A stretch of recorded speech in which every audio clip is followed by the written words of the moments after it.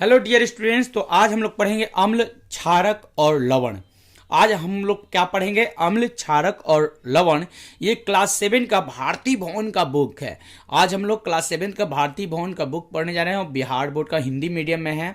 इसको इंग्लिश में क्या बोलते हैं? Acid, basis and salt. तो इस चैप्टर को हम लोग पढ़ने जा रहे हैं। आप भी कॉपी एक लेके बैठिए, जहां ऐसा लगे कि यहाँ पे नोट्स हमें लिखना है, उसे हम लोग लिखते चलेंगे, बेस्ट होगा। तो चलिए हम लोग शुरू करते हैं अम्ल, क्षारक और लवण चैप्टर को पढ़ना। अच्छा, ये देखिए क्या है। हमें ज्ञात है कि पदार्थों में यौगिकों का स्थान काफी महत्वपूर्ण है। मतलब हमें पता है कि पदार्थों में यौगिकों का स्थान काफी महत्वपूर्ण है। यौगिक समझते हैं, कई सारे तत्वों के मिलने से क्या बन जाता है? मतलब एक, दो या दो से अधिक तत्व मिलते हैं तो क्या बनता है? यौगिक बनता है। जैसे H2O। H2O का क्या होता है? मतलब जल, पानी।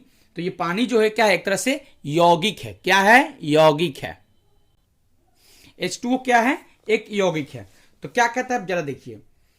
चुंबकीय हमें ज्ञात है कि पदार्थों में यौगिकों का स्थान काफी महत्वपूर्ण। यौगिकों का वर्गीकरण, जैसे कि यौगिकों का वर्गीकरण, उसका बांटना रंग, स्वाद, अवस्था, घुलनशील, चुंबकीय गुण आदि एवं अन्य रासायनिक गुणों के आधार पर अनेक तरीकों से किया जा सकता है। यौगिकों के वर्गीकरण का एक तरीका उनको अम्ल, क्षारक और लवण के रूप में वर्गीकृत करना है। मतलब यौगिकों को वर्गीकृत करना है, अलग अलग पार्ट में बांटना है। तो तीन तरीके से भी बांटा जा सकता है यौगिक को। जैसे हो गया आपका अम्ल, क्षारक और लवण।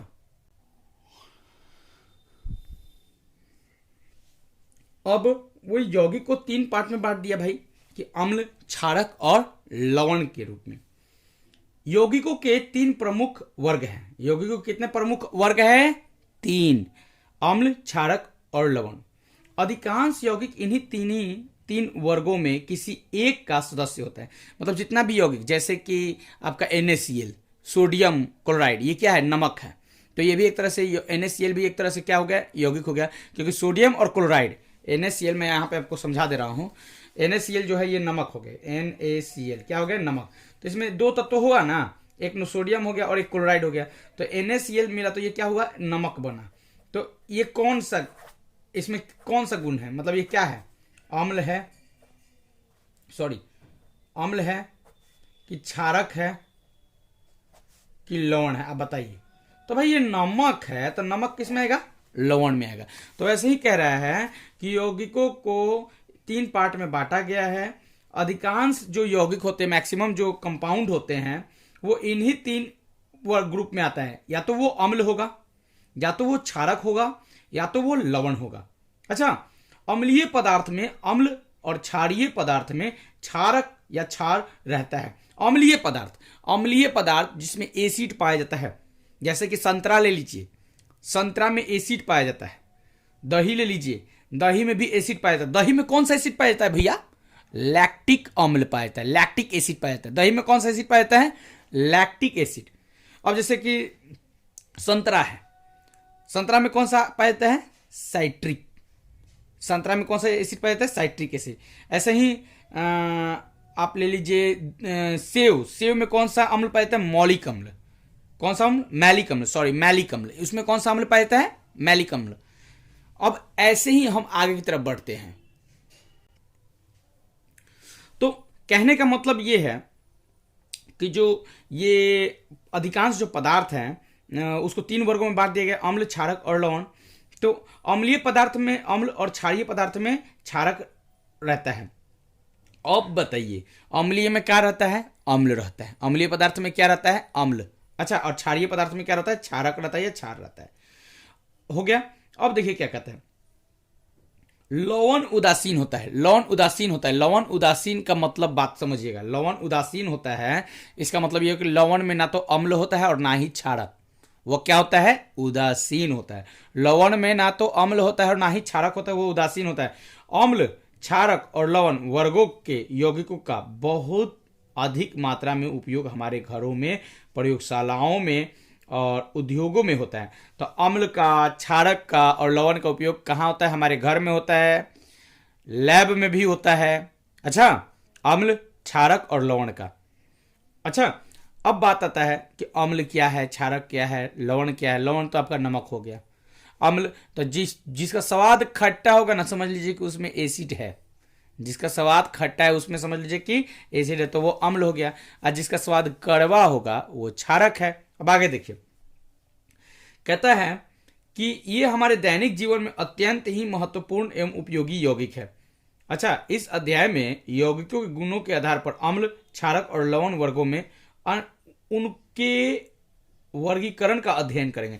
मतलब सिंपल यहां तक हम जो पढ़े उसमें यही कहा कि भाई जो हमारे घर में सामान है, यौगिक है, उसको अम्ल, क्षारक, लवण में कैसे बांटेंगे, ये सब जान लीजिए। बस इतना ही, और कुछ नहीं। फिर दूसरा पॉइंट ये बताया है जो इंपॉर्टेंट नोट्स में आ सकता है कि अम्ल में, अम्लीय पदार्थ में अम्ल पाया जाता है, क्षारकीय पदार्थ में क्षार पाया जाता है या क्षारक पाया जाता है, और लवण जो होता है वो उदासीन होता है। लवण में ना तो अम्ल होता है और ना ही क्षारक। देखिए, इतना बड़ा चैप्टर हम पढ़े हैं, इतना बड़ा टॉपिक, तो उसमें हमको यही मिला। अब आगे की तरफ हम बढ़ते हैं। अच्छा,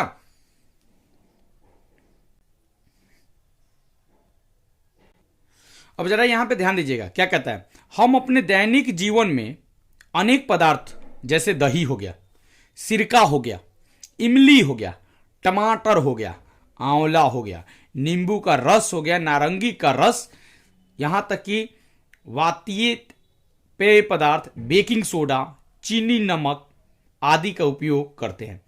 हम अपने दैनिक जीवन में इन सब चीज़ों का उपयोग करते हैं। नींबू का रस यूज करते ही हैं, नारंगी का रस यूज करते हैं, दही तो खाइबे करते हैं, दही चूड़ा तो कहिए मत, दबा के खाते हैं, चाप के खाते हैं। इमली तो चटनी की तरह चटबे करते हैं, टमाटर समझते ही हैं।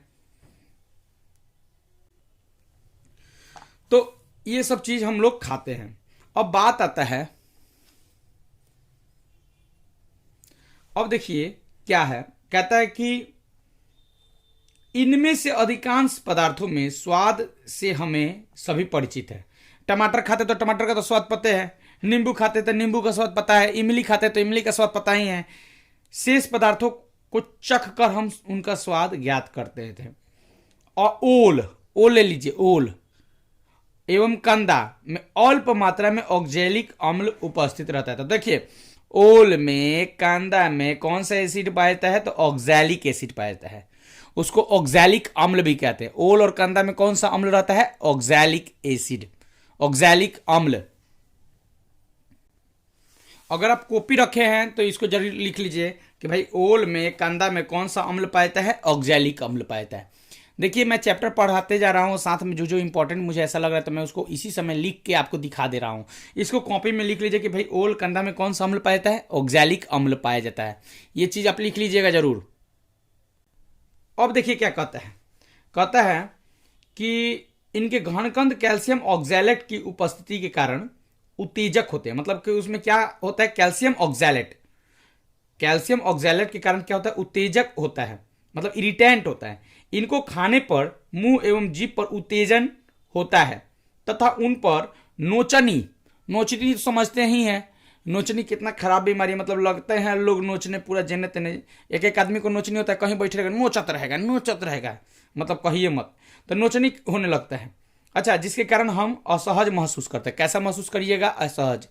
अब देखिए, एक ओल और ओल पर ही हमें एगो कहानी कह दे रहे हैं। कहा हुआ ना कि एक बार एगो लड़का अलुआ समझा, अलुआ जो होता है ना, अलुआ खाने वाला, उसको लग गया कि अलुआ है, और तो था ओल। ओल खूब चाव से खा लिया। जब खा लिया, खाने के जैसे मतलब खूब होगा तो 5 सेकंड के बाद लगा कूद कूद के रोने लगा, पूरा लार मुंह से गिराने, आ कह रहा है कि अरे का हम खा लिए, ये का खा लिए। तो पता चला कि तो ओल खा लिया है। अब पूरा इधर उधर कर रहा है, हबर हबर उसको दिया गया अचार, उसकी मम्मी लेके अचार दी, जाके कुछ कंट्रोल हुआ। देखिए, आप कभी ओल को मत खाइएगा अलुआ समझ के। आपसे एक छोटा सा कहानी इसमें डाल दिए हैं, ओल को कभी मत खाइएगा अलुआ समझ के। तो ओल में नोचनी, ओल खाइएगा तो नोचनी होने लगेगा, खुजली होने लगेगा। ओल में कौन सा अम्ल होता है? जरा जल्दी से बताइए। ऑक्जेलिक अम्ल। ओल में कौन सा अम्ल होता है? ऑक्जेलिक अम्ल। अब देखिए क्या कहता है, हम पाते हैं कि कुछ पदार्थों के स्वाद खट्टे हैं, कुछ पदार्थों के स्वाद कैसे होते हैं, खट्टे। जैसे आप नींबू खाइए ना, नींबू का स्वाद मीठा होगा जी, कैसा होगा, खट्टा होगा। तो हम पाते ही कुछ पदार्थों का स्वाद खट्टे होते हैं, कुछ पदार्थों के स्वाद कड़वा होता है। कुछ पदार्थ का स्वाद कैसा होता है, कड़वा होता है, और कुछ पदार्थ के स्वाद मीठे होते हैं। जैसे रसगुल्ला, गुलाब जामुन, उसका स्वाद कैसा होगा जी, मीठा होगा। और कुछ पदार्थों का स्वाद नमकीन भी होता है।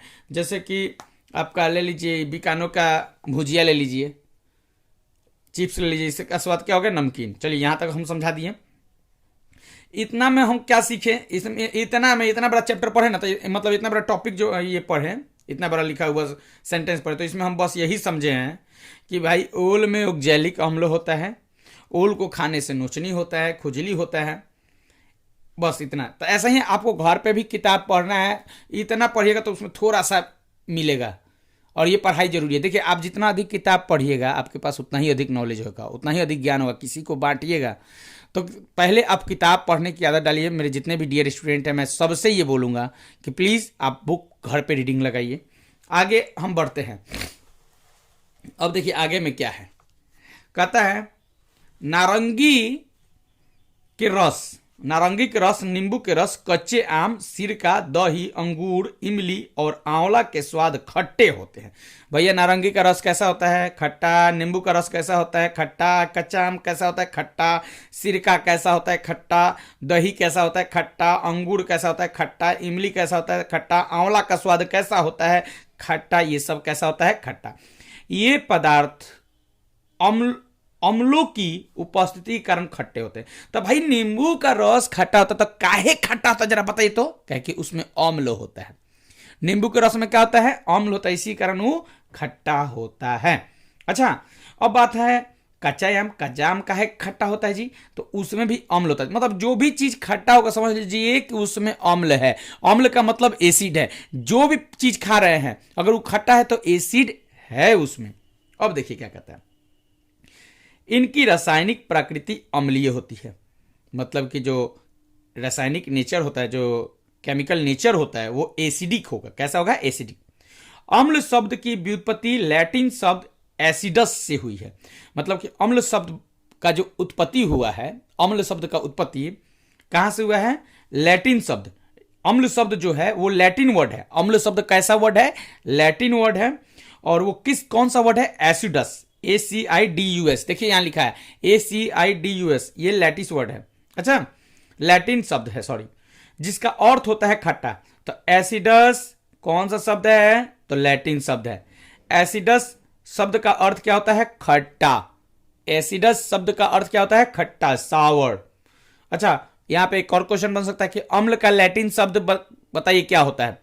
तो अम्ल का लैटिन शब्द एसिडस होता है। हम लोग चैप्टर पढ़ते हैं, उसमें क्वेश्चन खुद से बनाएं, उसका आंसर खुद से तैयार करें, इससे हमारा प्रोग्रेस है। अच्छा अब देखिए क्या कहते हैं, इन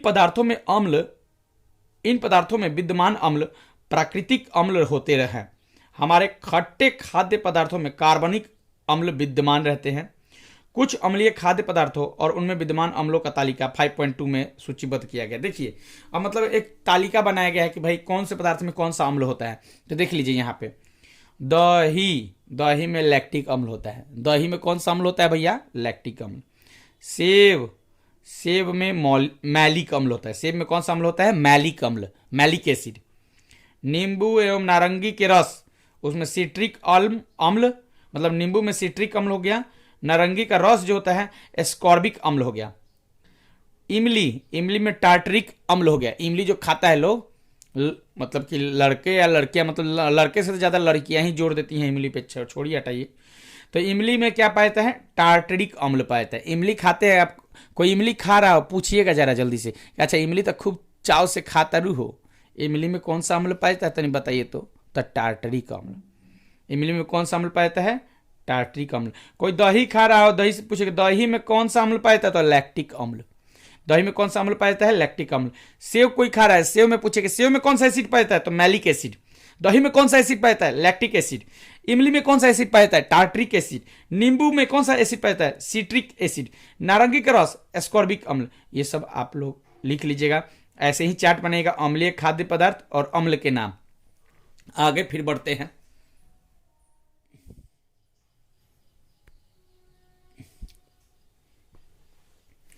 अब देखिए, अब जरा बताइए अंगूर में कौन सा अम्ल पाया है? तो अंगूर में टार्टरिक अम्ल पाया है। अंगूर में कौन सा एसिड पाया है? तो टार्टरिक एसिड पाया है। टमाटर में कौन सा अम्ल पाया था? ऑक्जेलिक अम्ल। टमाटर में कौन सा अम्ल पाया है? ऑक्जेलिक अम्ल। अभी ओल के बारे में पढ़े थे, ओलों में ऑक्जेलिक अम्ल था। अच्छा, और टमाटर में ऑक्जेलिक अम्ल। सिरका में एसिटिक अम्ल, सिरका में एसिटिक अम्ल। वातित पेय पदार्थ, मतलब पेय पदार्थ का जल, जैसे कि सोडा वाटर, कलकत्ता में लोग पीते नहीं है सोडा वाटर, यहाँ भी पीता है लोग, ऐसा बात नहीं है, मतलब हर जगह सोडा वाटर। सोडा वाटर हो गया, लिम्का हो गया, पेप्सी हो गया, कोका कोला हो गया। इन सब में कौन सा अम्ल पाया जाता है? कार्बनिक अम्ल। यानी कि कोई सोडा वाटर पी रहा है तो यानी कि वो कार्बनिक अम्ल पी रहा है। अच्छा, मतलब उसमें कार्बनिक अम्ल पाया जाता है। पेप्सी में भी कार्बनिक अम्ल पाया जाता है, कोका कोला में भी कार्बनिक अम्ल पाया जाता है। इसको याद कर लीजिएगा, कार्बनिक अम्ल जो है किसमें पाया जाता है? कार्बोनिक अम्ल, फटाफट बताइए। पेप्सी में, कोका कोला में कार्बोनिक अम्ल पाया जाता है। हाँ भैया, हम आपको याद करवाने की कोशिश कर रहे हैं, आप याद कर लीजिएगा। कच्चा आम, कच्चा अम्ल में आम जो होता है कच्चा आम, अब कच्चा आम समझ नहीं है, खाते खाते एकदम आंखवा एगो बंद हो जाता है। काहे बंद होता है? उसमें अम्ल होता है। तो कच्चा आम में कौन सा अम्ल पाया जाता है? तो टार्टरिक अम्ल।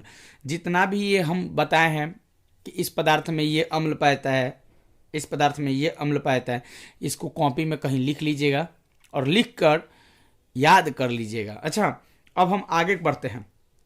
देखिए क्या करा है। चूंकि बेकिंग सोडा का स्वाद खट्टा नहीं होता है। बेकिंग सोडा का स्वाद कैसा होता है जी? खट्टा नहीं होता है। बेकिंग सोडा का स्वाद खट्टा नहीं होता है, अतः इसका अर्थ है कि इसमें अम्ल नहीं रहता है। तो आप उसी समय पढ़ लिए थे शुरू में कि भाई जिस पदार्थ का स्वाद खट्टा होता है उसमें अम्ल पाया जाता है। तो बेकिंग सोडा का स्वाद खट्टा नहीं है तो इसका मतलब कि उसमें अम्ल नहीं पाया जाता है। इसका स्वाद कड़वा होता है, बीटर। बेकिंग सोडा का स्वाद कैसा होता है जी? कड़वा होता है। तो बेकिंग सोडा का स्वाद कड़वा होता है। इसके विलयन को अंगुलियों के बीच रगड़ने पर यह साबुन जैसा चिकना लगता है। तो बेकिंग सोडा का जो विलयन का मतलब कि पानी में मिला दिए तो सॉल्यूशन बन गया। तो बेकिंग सोडा का जो सॉल्यूशन है हाथ में लेकर रगड़िएगा तो चिकना लगेगा कि साबुन के जैसा। अच्छा, चिकना लगता है। इस प्रकार कड़वे स्वाद एवं स्पर्श करने पर साबुन जैसा महसूस होने लगता है, मतलब कि साबुन के जैसा महसूस होता है। अच्छा, तो साबुन जैसा महसूस, अब इसमें क्या कहता है? साबुन जैसा महसूस होता है। अब देखिए क्या कहता है। इस प्रकार कड़वे स्वाद और स्पर्श करने पर साबुन जैसा महसूस होने वाले सभी पदार्थों में क्षारक रहते हैं। सिंपल हम लोग ये समझते हैं कि जो पदार्थ साबुन के जैसा लगे छूने पर, स्वाद में कड़वा हो, उसमें क्षारक रहता है। उसमें क्या रहता है? क्षारक। क्या रहता है? क्षारक। अतः वे सभी पदार्थ जो कड़वे स्वाद वाले होते हैं तथा जिनके विलयन को स्पर्श करने पर साबुन जैसी चिकनाहट होती है, क्षारक कहलाते हैं। कोई पूछे कि क्षारक क्या कहते हैं, देखिए यहां से आप लिख सकते हैं क्षारक कि वे सभी पदार्थ जो कड़वे स्वाद वाले होते हैं तथा जिनके विलयन को स्पर्श करने पर साबुन जैसी चिकनाहट महसूस होती है, क्षारक कहलाते हैं। देख लिए ना, ये लाइन लगा दिए, यहां से घेर दिए, आप अच्छे से लिख दीजिएगा। क्षारक किसे कहते हैं? तो वे सभी पदार्थ जो कड़वे स्वाद वाले होते हैं तथा जिनके विलयन को स्पर्श करने पर साबुन जैसी चिकनाहट महसूस होती है, क्षारक कहलाते हैं। आया बात समझ में? अब आगे की तरफ बढ़ते हैं। इस प्रकार के पदार्थों की प्रकृति क्षारीय होती है। मतलब क्षारक जो पदार्थ होते हैं, जो क्षारक होते हैं, उनकी प्रकृति कैसी होती है? क्षारीय होती है, बेसिक नेचर की होती है। कुछ क्षारीय पदार्थों तथा उनमें उपस्थित क्षारकों को तालिका 5.3 में सूचीबद्ध किया गया। मतलब एक चार्ट बनाया गया है, उस चार्ट में बताया गया है कि इस पदार्थ में कौन सा क्षारक पाया जाता है, इस पदार्थ में कौन सा क्षारक पाया जाता है। देखिए अब यहां पे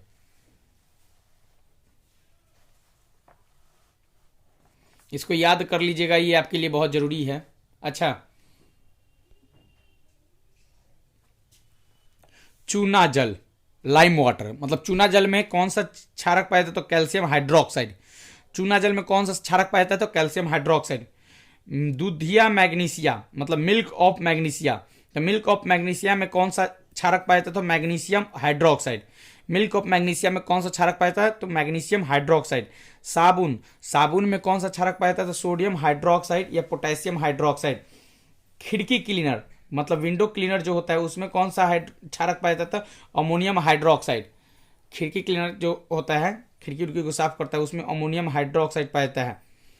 प्रति अम्ल की टिकिया मतलब प्रति अम्ल की टिकिया टैबलेट्स ऑफ एंटा एसिड, जो टैबलेट्स ऑफ एंटा एसिड जो होते हैं उसमें क्या पाया जाता है? तो मैग्नीशियम हाइड्रोक्साइड पाया जाता है और एल्यूमिनियम हाइड्रो ऑक्साइड पाया जाता है। प्रति अम्ल की टिकिया टैबलेट ऑफ एंटा एसिड, तो उसमें क्या पाया जाता है? मैग्नीशियम हाइड्रोक्साइड और एल्यूमिनियम हाइड्रोक्साइड। अब हमारा वीडियो बड़ा हो गया, अब इसके बाद का टॉपिक हम लोग नेक्स्ट वीडियो में पढ़ेंगे। हम आपसे लेते ही इजाजत। प्लीज़ चैनल पे फर्स्ट टाइम आए तो प्लीज़ सब्सक्राइब करना मत भूलिएगा। Bye bye, good bye.